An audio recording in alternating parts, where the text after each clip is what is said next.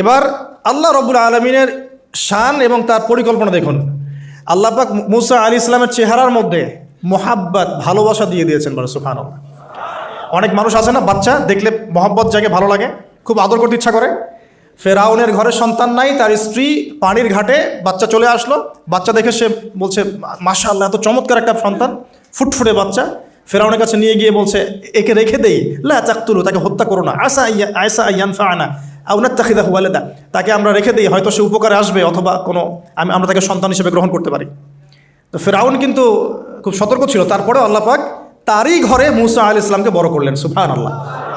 আর মুসা আলাইহিস সালাম ফেরাউনের স্ত্রী দুধও পান করছে না, তখন মুসা আলাইহিস সালাম একজন বোন আছে, সে গিয়ে তাদেরকে খবর দিল যে আমরা কি তোমাদেরকে হাল আদুল্লুকুম আলা মান ইয়াকফুলুহ, এমন একজনের কথা বলবো যে মুসাকে দুধ পান করাবে, এই বাচ্চাকে দুধ পান করাবে।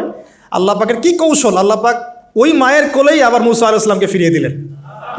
এদিকে মায়ের দুধ খাচ্ছে, ফেরাউনের ঘরে বড় হচ্ছে, আবার ফেরাউন একটা বড় অঙ্কের হাদিয়া তার মাকে দিচ্ছে দুধ পান করানোর জন্য। সুবহানাল্লাহ।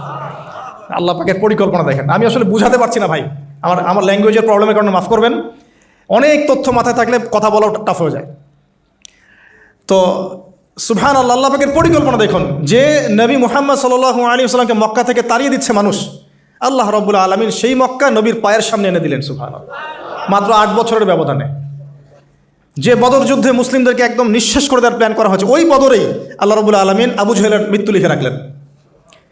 যে ইউসুফকে কুয়ায় ফেলে দিল তার ভাইরা, সেই ইউসুফকে আল্লাহ পাক সেখান থেকে রাজপ্রাসাদ, সেখান থেকে কারাগার, সেখান থেকে আবার নিয়ে আসলেন মিশরের পলিটিক্যাল পাওয়ার। আল্লাহর পরিকল্পনা। যে ইয়াসরিব একসময় ইহুদিদের দাপটের জায়গা ছিল, ওই ইয়াসরিব মুসলিমদের পরতলগত করলেন আল্লাহ পাক হিজরত করিয়া।